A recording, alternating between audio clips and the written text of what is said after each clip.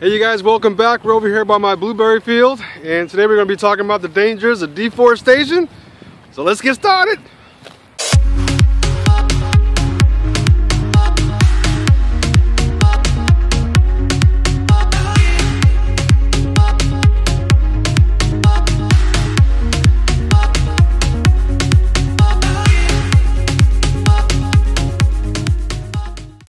So I didn't realize how long it's been since I gave you guys an update of this field, and it's unfortunate because we are in the process of selling the farm. But let me just at least show you the blueberries, and they've grown quite a bit since I first planted them. When they were first put in the ground, they were about 2.5 years old. Well, basically 2 years old plants, and now that was in 2015.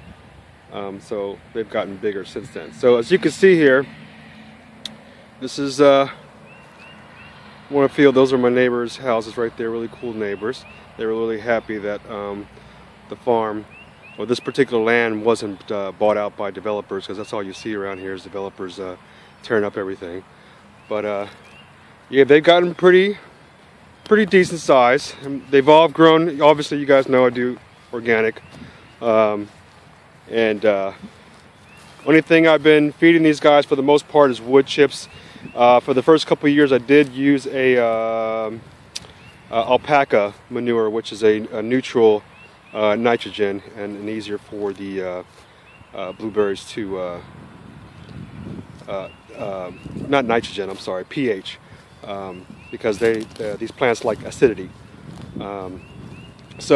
But what I want to talk about today is what happened with the floods, and those are the wood chip piles right there. And you can see more here. But yeah, the flooding actually started over there, and that whole area was completely flooded. So let's go over there and take a quick look. So you're looking at the entrance to the farm. We're basically right on a main street right there. That street leads right towards Bethany Beach, going that way. So you drive 5 minutes down the street and you're basically right at the beach, literally on the beach. Beautiful, beautiful location, beautiful area, and that's why we bought this particular plot, because you know, we figured the tourists be coming in. Although we're on the non-money side, we're on this side, so when people are leaving, they go that way, and they say that all the money is on that side of the road. But whatever, I wasn't concerned about that. But you can see 84 lumber right there. So this area right here was completely flooded. This was going to be our parking lot. That was our plan. That's the driveway right there. Oops, sorry, my finger's not on it. So that's the driveway, and then this area gets flooded really badly, and that's our chicken coop, which we used to have chickens in there. But yeah, this whole area, all the way over here, was completely underwater. I'll have to throw some pictures in of that. So yeah, that's one part of the area that got hit by the water. So let's go over there by the raised bed area. Alright, so we're in the deep zone over here where all the raised beds are, and this is the area that was flooded. Complete difference. Looks like a war zone now, after the flood came, and it kept coming. So, you know, unfortunately, when it tried to dry up a little bit, we get hit with more rain, and then you know, it just didn't drain. So one of the ideas, and I know you guys had some ideas too, and I actually talked to one of my neighbors who works on pools, and he's used to dealing with water. Since this was a whole area that was completely underwater, and you see my figs over there, they were underwater partially. I would say maybe halfway up that row was underwater, and I'll throw some pictures in there for that. He was suggesting one, to basically dig down about 6 feet, make a hole, and I can't remember how wide he said he was going to go, but I'm assuming wide enough, I don't know, probably about 3 to 4 feet, I'm not sure. But anyway, dig down, 6 feet, put a couple of feet of gravel down, I think he said, and then dirt and then dirt over top of that. And basically what it would do was it create a sink for that water to go in, and they would probably have to do a couple, boom, boom, and maybe another one here kind of thing. And then that water would help drain off this area here where the rows were. And as you can see here, all the weeds have gotten really out of control. And but that was one option. And then from here, I can pump the water if I got to, pump and pump it into those trees. Okay, there's plenty of trees right there. I can pump it in there, and then those trees can help suck up the water.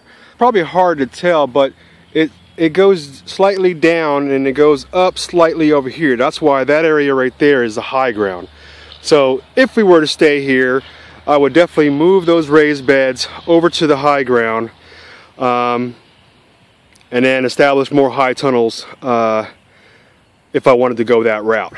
I could put more high tunnels over here. I could probably fit easily 3 right there of the 30 by 70s, 72.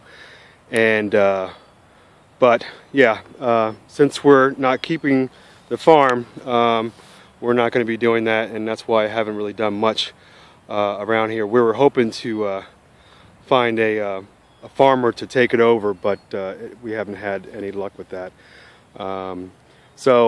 But my other concern was the forest in the back, and that's when the drama started. You can see that tractor. I think you can see, yeah, that you used to be able to see. It was nothing but forest, 60 acres of woods back there. So let's take a closer look.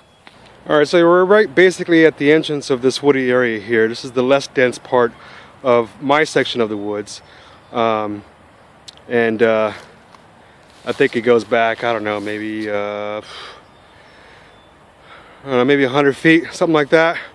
And then this area here goes way, way down. We're in the woods right now, and this is pretty much right at the edge. And as you can see, all the beautiful trees. All right, and it's still kind of saturated over here. This is all underwater. This whole area was completely underwater when the rain comes. It dried up a little bit since we got rain last week, but you know, this area really needs like a good month of dryness, because that is all that water that's still sitting around.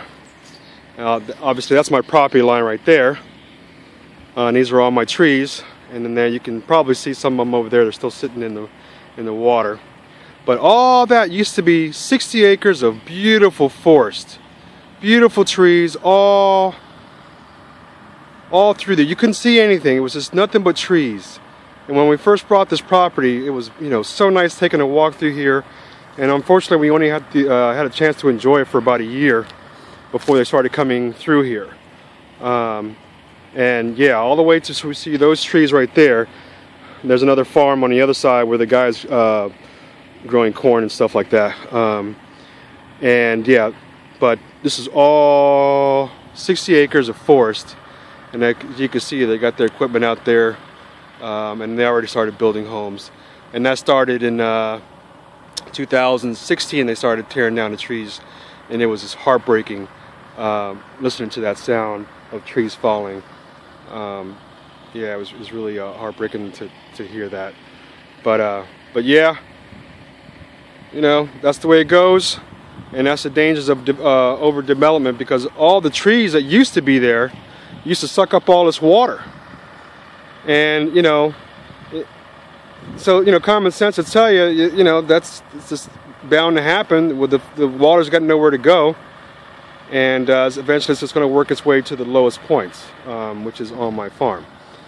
And but all I want to do is just tear down trees, build homes, and a lot of people moving out here to Delaware and the Bethany Beach area. Everyone wants to move to the beach, and this area is getting crowded more and more. But yeah, and let me pan around over here, and you can see this guy. This is my tree, one on my property that fell over. And it's just like, okay guys, how many houses do you need you know, a lot of these houses that people are building or buying, they're vacation homes. So it's really just a second home to these, you know, people. Not everybody, but a lot of them. Yeah, I mean, look, it's just one tree after the other. And yep, here's another one that fell over just a couple of days ago. And it's right on my area that, you know, I usually bush hog, and, you know, it falls right into the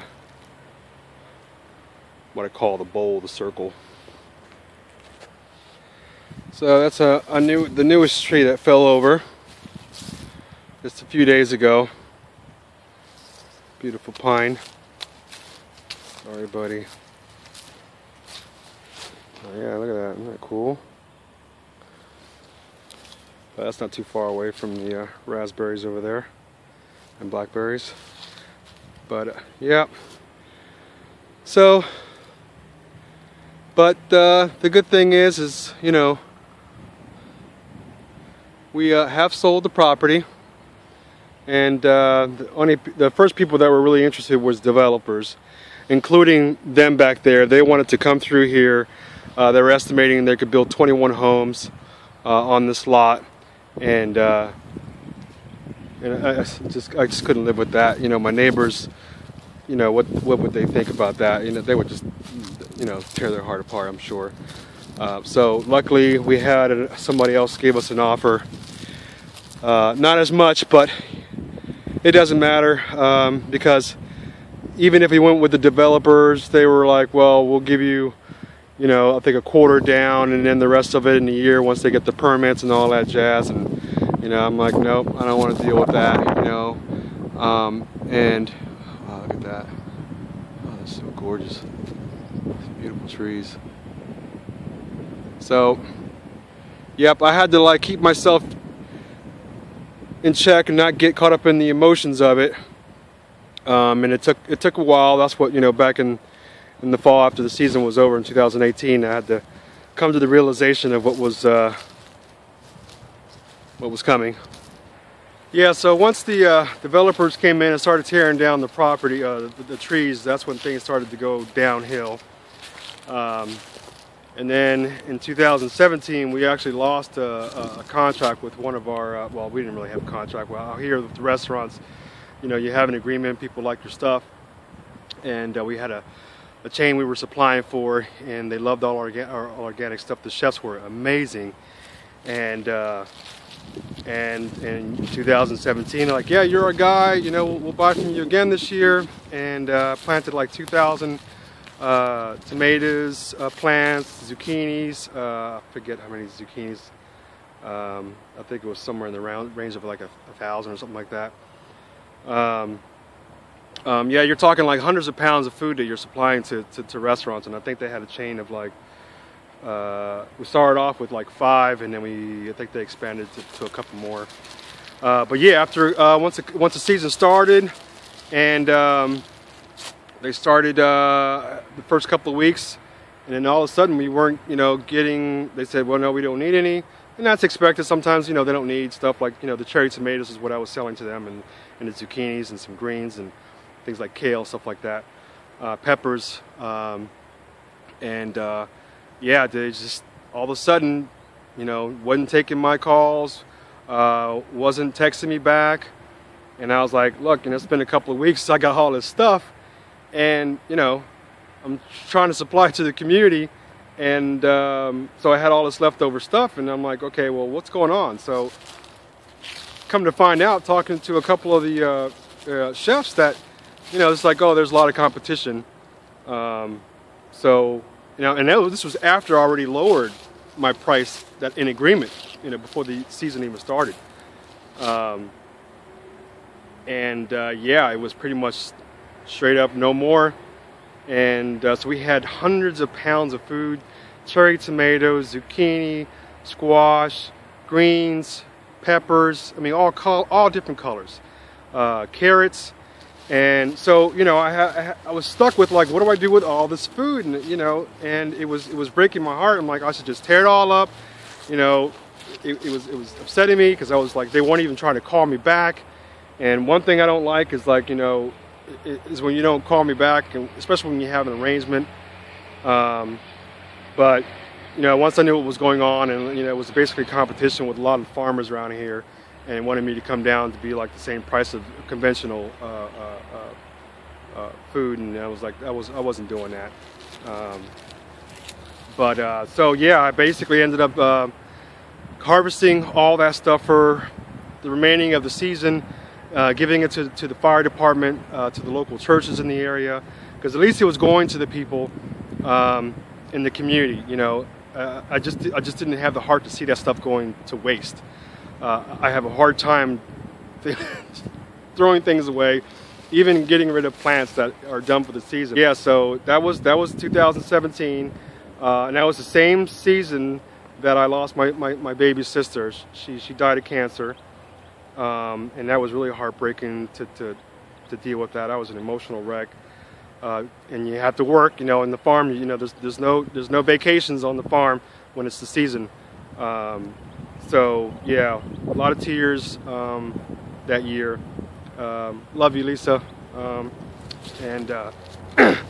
But yeah, that's the way it goes, you know. So 2018 came around, and we got a little bit of a flood in 2017, but we only lost like maybe 40%. I say only compared to 2018, where yeah, pretty much most of it was gone, and then what was left over was wiped out by the deer. And so that was heartbreaking for me to see everything that you worked so hard for. But you start realizing, like, wow, you know, darkness is trying to get to me. They're trying to get to me. They know how much my heart is into this farm, into providing for the community. And I'm like, nope, I'm not going to let you faze me. So went through that, and then started focusing back on my heart meditations. And a good try, but you didn't break me, right? Please, be out in nature. Breathe. Focus on your heart. You know, if you're feeling those negative energies coming at you, just focus on the heart, okay? They don't like that. I might have to do a special video on that, how you can attack the darkness. It's the darkness ass! All right, guys, so that's it for today. I'm going to be keeping you guys posted with everything, so don't you worry. And I'm still at it, all right? And nothing's gonna faze me, right? Don't sweat the technique. As always, keep growing organic. Stay in the heart. Don't let the drama get to you, right? Gotta be strong. And I'll see you guys next time. Peace.